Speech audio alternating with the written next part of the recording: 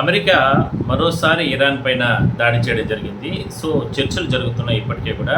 చర్చలు వాటన్నిటి కూడా పక్కన పెట్టి ఒకేసారి దాడి చేసిన నేపథ్యంలో ఇరాన్లో చాలా ప్రాంతాల్లో సైనిక స్థావరాలతో పాటు మరికొన్ని అణ్వాయుధ తయారీ కేంద్రాలపైన దాడులు చేసినట్లు తెలుస్తూ ఉంది. అయితే దీనికి సంబంధించి ఇప్పటికే కూడా ప్రపంచవ్యాప్తంగా మరోసారి ఆందోళన అనేది రేకెత్తడం జరిగింది. దానికి సంబంధించినటువంటి ఇంపార్టెంట్ నేను మీకు తెలియజేసే ప్రయత్నం చేస్తాను. ఇరాన్తో శాంతి ఒప్పందం కుదుర్చుకొని ప్రచారం జరుగుతున్న వేళ ఇరాన్పై అమెరికా మరోసారి దాడులు చేపట్టింది. ఇరాన్లోని దక్షిణ ప్రాంతాలపైన భీకర దాడులు చేసింది. బందర్ అబ్బాస్ సహా పలు ప్రాంతాల్లోని సైనిక స్థావరాలను ధ్వంసం చేసింది. ఆత్మరక్షణ కోసమే తాము ఇరాన్ క్షిపణి ప్రయోగ లాంచ్ ప్యాడ్లు, సముద్రంలో మందు పాత్రలు అమర్చే బోట్లను ధ్వంసం చేశామని ఇప్పటికే ప్రకటన చేయడం జరిగింది. ఈ విషయాన్ని అమెరికా సెంట్రల్ కమాండ్ ప్రతినిధి వెల్లడించడం జరిగింది. తమ దేశానికి చెందిన 2 విమాన వాహన నౌకలు, 2 డజన్లకు పైగా యుద్ధ నౌకలకు తీరం వెంట ఉన్న ఇరాన్ క్షిపణి స్థావరాలు ముప్పుగా పరిగణించినట్లు, అందువల్లనే తాము దాడి చేసినట్లు వాళ్ళు ప్రకటన చేయడం జరిగింది. సో తమ దాడిలో బందర్ అబ్బాస్ పోర్టులోని నేవీ బేస్ అంటే ఇరాన్లో ఉంటాయి.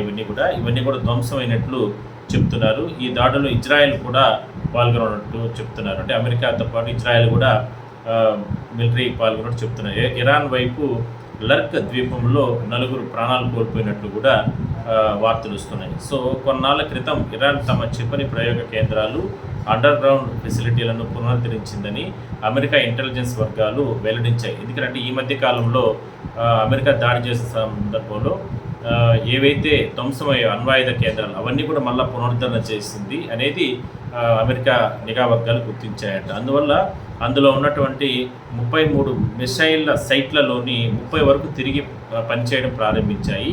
ఇదే ఇప్పుడు అమెరికాను కలవరపాటు గురి చేస్తున్నాయి. అందువల్లనే దేశవ్యాప్తంగా 70% మొబైల్ మిసైల్ లాంచర్లను కూడా మోహరించినట్లు అమెరికా గుర్తించినట్లు చెప్తున్నారు. సో మరోవైపు యుద్ధం ముగింపు తర్వాత నేడు ఖతార్ రాజధానిలో యాక్చువల్గా ఇవాళ అక్కడ చర్చలు జరగబోతున్నాయి. కాబట్టి ఏంటంటే యుద్ధం మరోసారి బాంబుల వర్షం కురిపించిన నేపథ్యంలో ఆ యుద్ధం అంటే ఆ చర్చలు అనేది జరిగే అవకాశం లేదు. సో అమెరికాతో పరోక్ష చర్చలో భాగంగా పార్లమెంటు స్పీకర్ మహమ్మద్ మాలిషస్ నేతృత్వంలోని ఇరాన్ బృందం ఇప్పటికే ఖతార్కి వెళ్ళింది. అక్కడ కీలక సంప్రదింపులు జరిపింది. అమెరికాతో అత్యధిక అంశాలపైన అవగాహన కుదిరిందని ఇరాన్ విదేశాంగ మంత్రి ఇస్మాయిల్ తెలిపారంట. సో అయితే చేయాల్సిన పని ఇంకొంత మిగిలే ఉందని పేర్కొన్నారు.